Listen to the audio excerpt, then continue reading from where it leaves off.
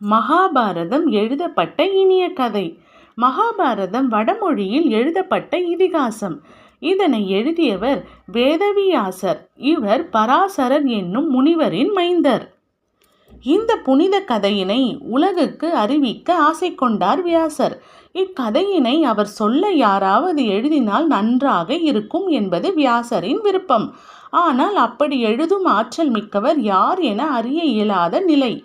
நல்ல ஆற்றல் மிக்க ஒருவர் எழுதினால் நல்லது என்பது வியாசர் விருப்பம். எனவே பிரம்மாவை வேண்டினார்.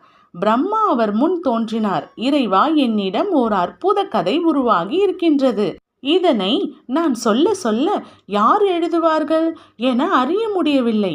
இதற்கொரு வழி கூறுங்கள் என பிரம்மாவை வணங்கி வேண்டினார் வியாசர்.